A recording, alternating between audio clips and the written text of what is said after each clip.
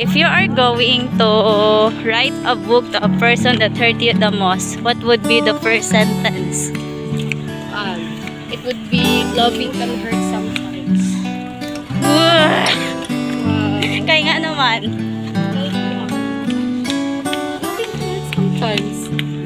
Dili man for me, kanang happy-happy lang naman dyan kayo. Sakitan ka or pasakitan ka or magpasakit ka. Okay.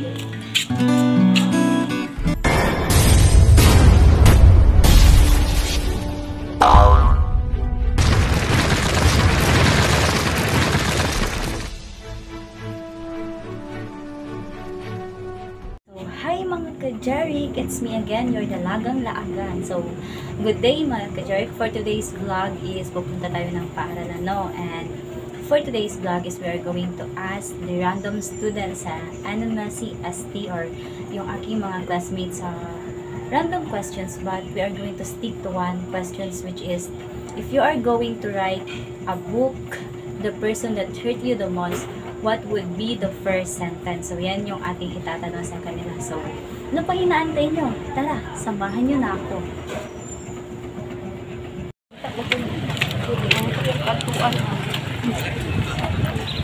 Uli, pero naman sa klase, mag-evo. Hindi man yun, daligot eh.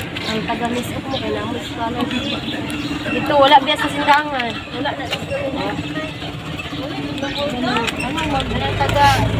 Carla, ikaw biyae. Normal mo na, ma'am. PTS na, aman na. Wala na sa sindangan, oy.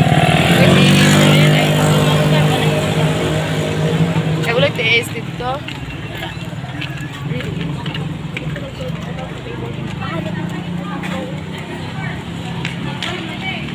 So, mag-u-tape.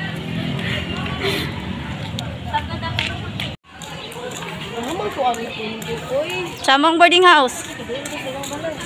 Burinzutan di atay man. Wala ato dito ro. Dito. Kapataka lang.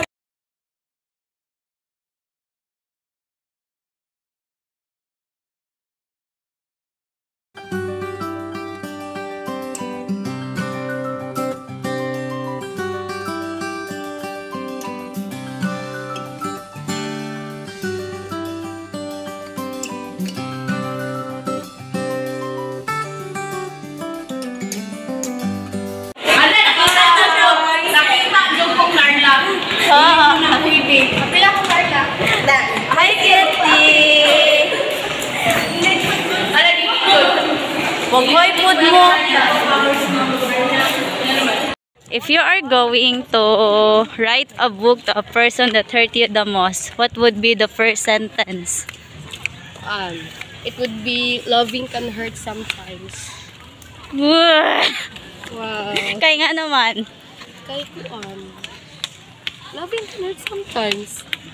Dili man for me, kanang happy-happy lang naman dyan ko tayo nga masakitan ka or pasakitan ka or magpasakit ka. Okay. Mga lugar kay dali mo katika. Wala man bitawag ko. Pero naray mong name. Dala, sindangan. Anak pa dyan itong bayot. Dapat sa ko abag.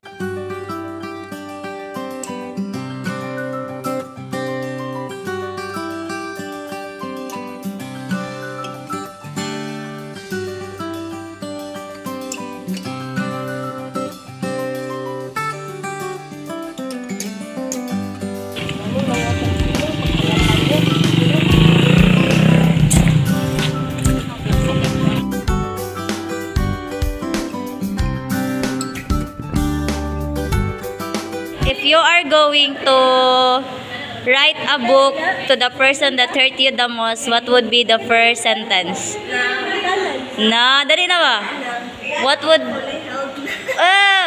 be if you are going to write? Unsa mo first sentence ba? Wala. Okay, butan kay ka. Ikaw, Clayang, if you are going to write a book to the person that hurt you the most, what would be the first sentence? Hala, buta na ninyo, oy. Ikaw, ate.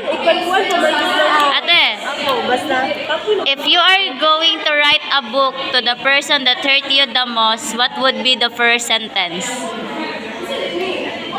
Wala. Halabutan kayo mo. Mo. If you are going to write a book to the person that hurt you the most, what could be the first sentence? Ay! Like, dili, kanang laing tao ba? Like, kanang mga friend ni mo, something, family ni mo. If you are going to write a book to the person that hurt you, what could be the first sentence? A book? Oh, a book. A book. The first sentence? Oh. Pain, bigati. Unsa pa? Isa ka sentence mo ko. Gali. Nakoy pangutana nimo ba? Kanang if you are going to write a book to the person that hurt you the most, what could be the first sentence? Kuan. Kanang ako ingon kayo. Ganun nabuhat man to nimo. Oh. Mao to iha guys. Ikaw kuan, aguhob. If you are going to write a book to the person that hurt you, what could be the first sentence? Kuan. Punta okay ra ka. Si Lord ay bahala nimo. Butanan ninyo oy. And that's the end of our vlog for today, mga ka-Jeric. So, thank you very much sa walang sawa niya suporta sa atin, mga ka-Jeric. And yun lamang po, mga butan kayo sila kayong ginawang tubag kay bahala na lang daw. Saan mo daw ko na nila na actually, na-amaze kay ko when one of my classmates nag-answer siya na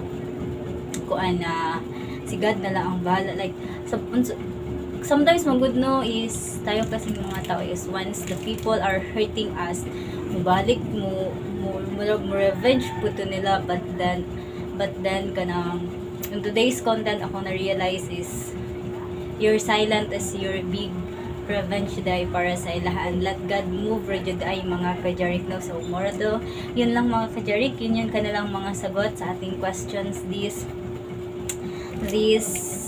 day for today's vlog. So matilang mga tubag mga ka-Jeric, and thank you for supporting. Kita-kits next time. Bye bye.